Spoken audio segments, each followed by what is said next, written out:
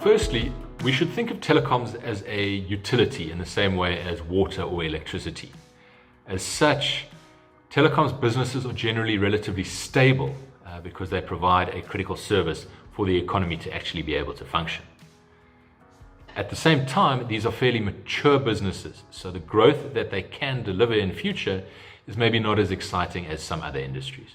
What is positive for the telecoms industry is that as an essential service, it continued uninterrupted through the lockdowns. And in actual fact, mobile data traffic rose by around 30% through April and May this year. As offices moved to homes, and of course as business meetings moved online, normal retail sales plummeted. But at the same time, airtime sales have increased. For mobile telecoms, we expect revenue to be much more resilient to the struggling economy than most other businesses. The corollary of this, of course, is that once the economy does begin to recover, telecoms growth will likely rebound less than what other industries show. So in South Africa, our three listed telecom stocks, Vodacom, MTN, and Telkom, they're all actually in quite different situations. Vodacom is the classic, stable, predictable business, and the market recognizes this. That's why the share price hasn't moved very much so far this year. In our view, Vodacom's trading at around about fair value at the moment. By contrast, MTN's exposure to frontier economies like Nigeria, which rely on oil, Nigeria is about a third of group profit. That's meant that the market became very concerned about potential currency moves and, of course, whether MTN would be able to repatriate dividends from those geographies up to group level.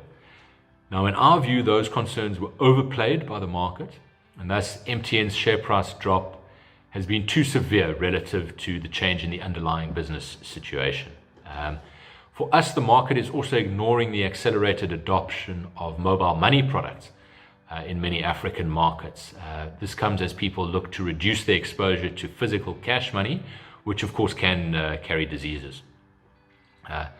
So by our numbers, if you were to buy MTN shares right now, you'd be getting the Nigerian and Iranian businesses for free, as well as MTN's investments in a number of tower companies.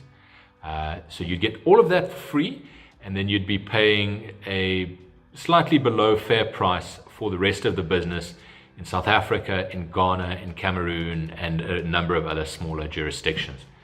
So in our view, MTN is an attractive investment opportunity at the moment.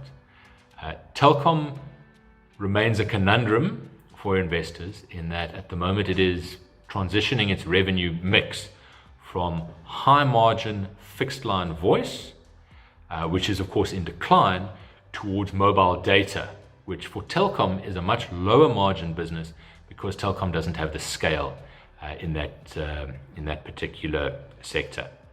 So Telkom may well be successful with this transition, but the risks as we see them are quite high, and thus we prefer not to hold shares in Telkom. So for us at Sanlam Private Wealth, MTN we see as the best pick of the South African listed telecoms shares at the moment.